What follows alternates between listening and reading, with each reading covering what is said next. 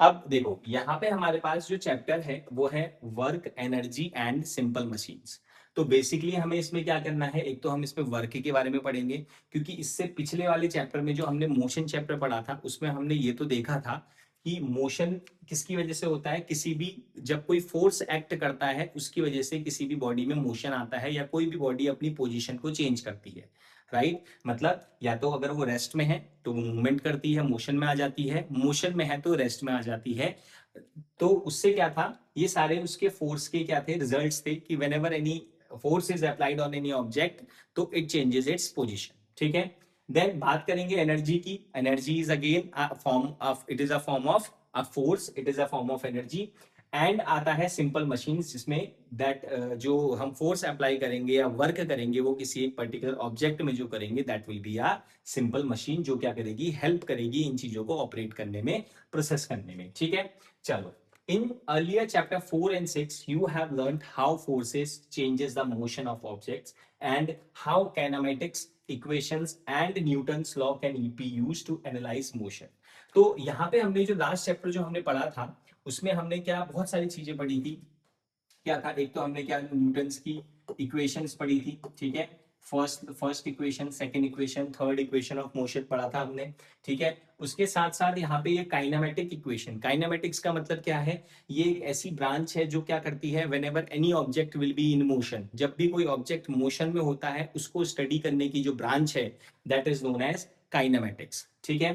तो यहाँ पे जब फोर्सेस चेंज विद टाइम और act in complicated way, applying these laws directly can become difficult, so it is there a simpler and more powerful way to understand such situations। तो basically होता क्या है कि जब भी हमारे पास न्यूटन्स के जो लॉज हैं, जो हमारा फर्स्ट लॉ था, ठीक है, न्यूटन का first law, second law and साथ में थर्ड लॉ, और उसके साथ साथ क्या होता है, उसके साथ साथ हमारे पास जो काइनेमेटिक्स में जो हम ऑब्जेक्ट्स को अलग अलग कंडीशंस में जो हम उनकी इफेक्ट्स को पढ़ते हैं, वो सारी चीजें जो है उनको एक सिंपलेस्ट वे में पढ़ना ही हमें क्या करना है, इन सब में डिस्कस करना है इस पूरे चैप्टर में, ठीक है। तो बेसिकली हम लोग क्या डिस्कस करने वाले हैं, हम इसमें डिस्कस करेंगे कि कैसे किसी बॉडी का मूवमेंट होता है, कौन कौन से फोर्सेस उसमें एप्लीकेबल होते हैं, एंड जो वर्क डन वो बॉडी करती है वो किसकी वजह से करती है, क्या क्या चीजें उसमें यूज होती है, ठीक है।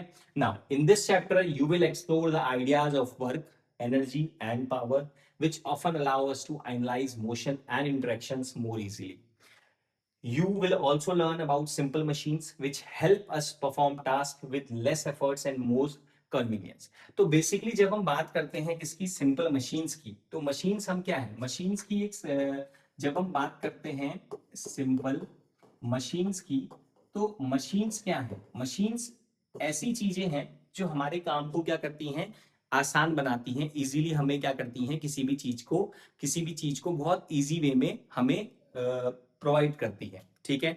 जैसे एग्जाम्पल के लिए अगर हम बात करें, एग्जाम्पल में हम बात करें तो फैन, फैन क्या है, पंखा क्या है, एक मशीन है, क्योंकि वो क्या करता है, वो हमें हवा प्रोवाइड करता है, हवा देता है, तो ये क्या है, ये एक सिंपल मशीन है, ठीक है। यहाँ पे अगर हम बात करें एक अपने स्मार्ट बोर्ड की, तो स्मार्ट बोर्ड भी क्या है, ये भी तो एक मशीन है। ये क्या करती है, ये हमें इजीली क्या कर रही है, हमें लिखने के लिए हम इसमें इजीली बहुत लिख सकते हैं, हम कोई भी पीडीएफ ओपन कर सकते हैं, कोई भी हम इजीली पिक्चर ओपन कर सकते हैं, इसको हम एक पिक्टोरियल फॉर्म में प्रेजेंट कर सकते हैं। तो ये क्या है, ये सारी मशीन्स हैं। तो बेसिकली मशीन्स का मतलब क्या है, मशीन का मतलब है कार, एक कार भी एक एग्जाम्पल है मशीन का, हमें एक जगह से दूसरी जगह ट्रैवल करने के लिए बहुत इजीली क्या करती है, एक जगह से दूसरी जगह बिना थके हमें इजीली ड्रॉप कर देती है, पहुंचा देती है, ठीक। तो ऐसी क्या है, ऐसी बहुत सारी चीजें हैं जो क्या करेंगी, जो हमारे काम को आसान बनाती है, these are known as the simple machines, ठीक है। तो सिंपल मशीन आई गेस समझ में आ गया होगा अच्छे से। चलो अब अपने नोट्स में सबसे पहले हेडिंग डालो सिंपल मशीन्स, ठीक है। सबसे पहले हम लोग बात करेंगे सिंपल मशीन्स की, इसकी डेफिनेशन लिखते हैं और देखो, ठीक है। तो सिंपल मशीन्स में क्या लिखेंगे कि those objects which helps us perform task with less efforts। जो भी कोई चीज हमारे कम एफर्ट्स में एक बहुत अच्छा या मल्टी काम करके हमें प्रोवाइड करेगी, that is known as a simple machines with less efforts and more conveniently, मोर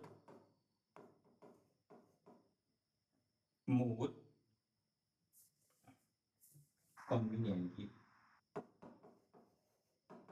ठीक है, इसमें एग्जांपल्स में क्या आ जाएगा? एग्जांपल्स में आ जाएगा फैन, कार, और क्या आ जाएगा? लैपटॉप्स, ठीक है, और मोबाइल फोन्स एटसेट्रा। ठीक है, ये सारे क्या हैं? ये सारे गैजेट्स जो है ये दीज आर सिंपल मशीन्स, क्योंकि ये हमारे काम को क्या कर रहे हैं? बहुत ही आसान बना रहे हैं। That's why we are considering these in the category of simple machines. ठीक है, अब इसके बाद जो हमारे पास नेक्स्ट हेडिंग है वो है हमारे पास एनर्जी। नेक्स्ट हेडिंग है एनर्जी, और इसकी जो डेफिनेशन है वो है capacity to do work. Capacity to do work is called energy. किसी भी चीज की जो कैपेसिटी होती है किसी भी काम को करने की, वही उसकी क्या होती है? एनर्जी होती है। ठीक है, तो कोई भी अगर जो जितना जल्दी काम करेगा वही उसकी क्या होगी? उतनी ज्यादा उसकी एनर्जी होगी। तो इसकी डेफिनेशन क्या हुई? Capacity to do work is called as energy. And जो एसआई यूनिट होती है जिसमें हम इसे मेजर करते हैं, एसआई यूनिट ऑफ एनर्जी, वो क्या हो जाएगी आपका? वो हो जाएगी जूल। ठीक है, तो हम जो इसकी एनर्जी को जो हम मेजर करते हैं वो किस में करते हैं? जूल में करते हैं। फिर हम आगे फर्दर अभी एनर्जी को भी और डिस्क्राइब करेंगे और डिफाइन करेंगे, इसके टाइप्स को डिफाइन करेंगे, कौन कौन सी टाइप्स ऑफ एनर्जीज होती है। ठीक है, फिलहाल ये हमारे पास क्या है? बेसिक की एनर्जी किसे कहते हैं, क्योंकि हमारे चैप्टर का नाम क्या है? हमारे चैप्टर का नाम है work, energy and simple machine. ठीक है, तो एनर्जी हमने डिस्कस कर लिया कि जितना कोई बॉडी काम करेगी उसी वही उसकी क्या होती है? एनर्जी होती है। सिंपल मशीन हमने डिस्कस कर लिया, कोई भी चीज, कोई भी ऑब्जेक्ट जो क्या करती है? हमारे काम को लेस एफर्ट्स के साथ मोर कन्वीनियंटली इजीली कर देती है, उसी को क्या बोलते हैं? हम सिंपल मशीन्स बोलते हैं। ठीक है, चलो इतना लिखो फटाफट।